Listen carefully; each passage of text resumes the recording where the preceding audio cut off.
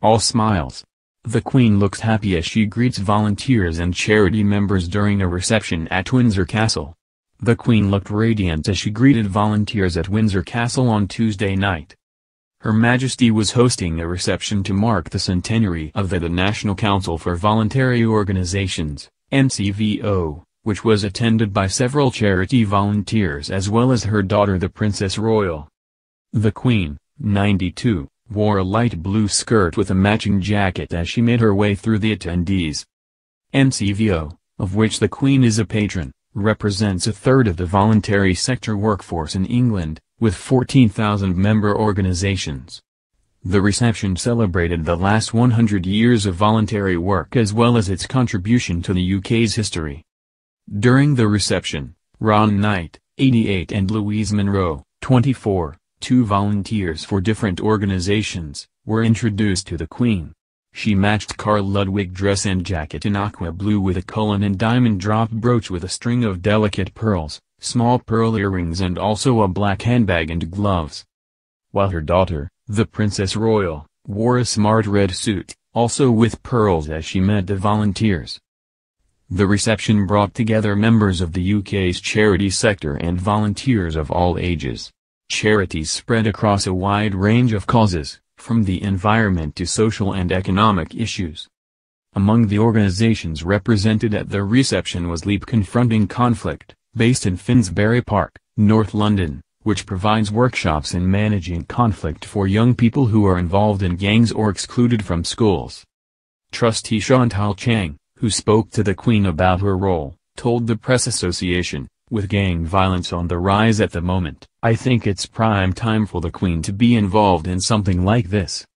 We have so many young kids dying on the streets, so her being a part of this movement is vital." The Queen also shook hands with NCVO Chairman Peter Kellner and Chief Executive Sir Stuart Hetherington in St George's Hall. Other guests were welcomed in the grand reception room by the Queen. The Princess Royal and the Duke and Duchess of Gloucester also chatted with reception guests.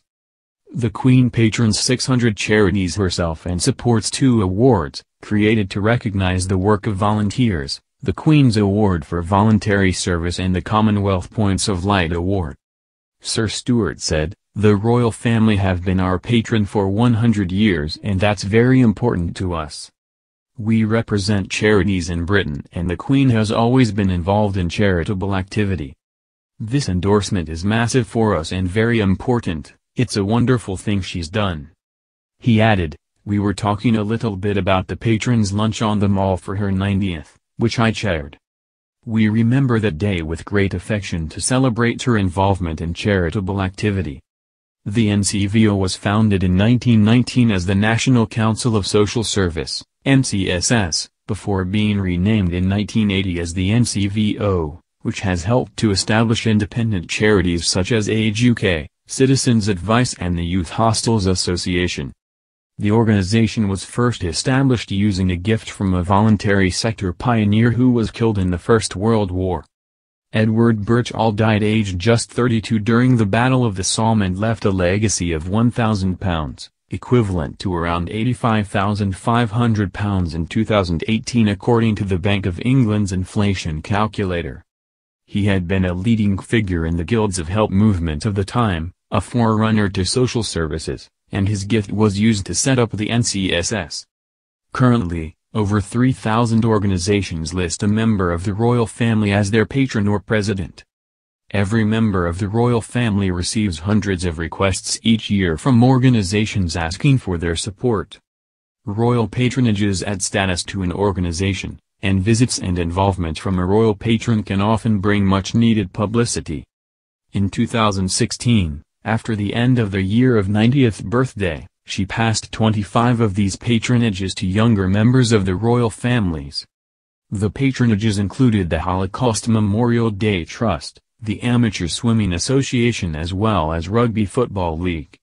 Buckingham said at the time that the Queen was following the example of the Duke of Edinburgh.